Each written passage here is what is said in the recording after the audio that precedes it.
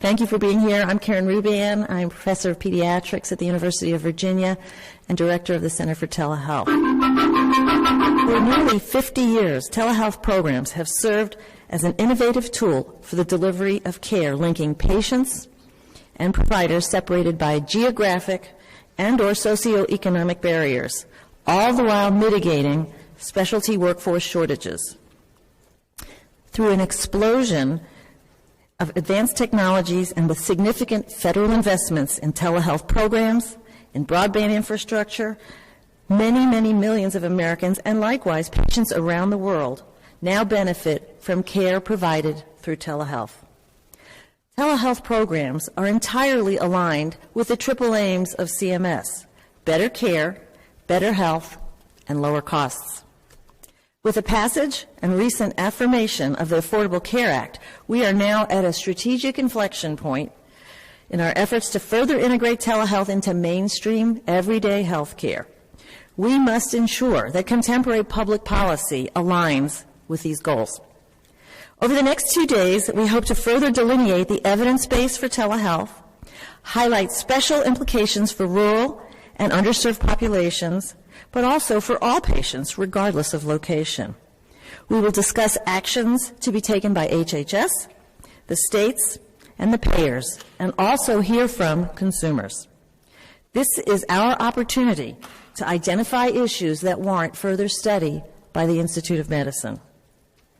I personally would like to thank our colleagues at HRSA, Dr. Wakefield, Dr. Morris, and Sherilyn Pruitt for their leadership role in advancing telehealth programs nationwide and for funding this workshop. A special thanks goes to our planning committee, Dr. Tom Nesbitt from UC Davis, Dr. Kamal Jethwani of the Center for Connected Health at Partners Healthcare, Dr. Spiro Manson of the University of Colorado, Denver, and Dr. Nina Antonetti of the Marshfield Clinic, and of course, Sherilyn Pruitt, Director of the HRSA Office for the Advancement of Telehealth. In addition, I want to thank Dr. Tracy Lustig, who has been fabulous in coordinating this, and her colleague, Samantha Robotham of the IOM. A few housekeeping items. Our schedule is somewhat tight this morning, and we encourage people to move about if they need to. When the time comes for question and answers, you have to just flip the switch on the microphones, and we encourage audience participation. No food or drinks allowed in the auditorium since it's just brand new and beautifully renovated. And as a reminder, if you could turn off your cell phones and pagers, that would be great, or move them to vibrate.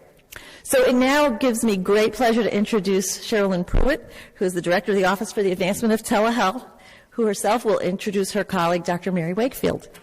Thank you.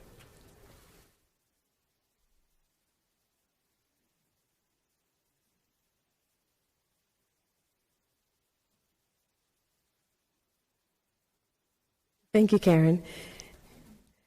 I am honored to introduce our next speaker, Dr. Mary Wakefield. And when I saw her early this morning, I asked her how she wanted to be introduced. She said, keep it short and leave more time for content. So I'm going to honor her request.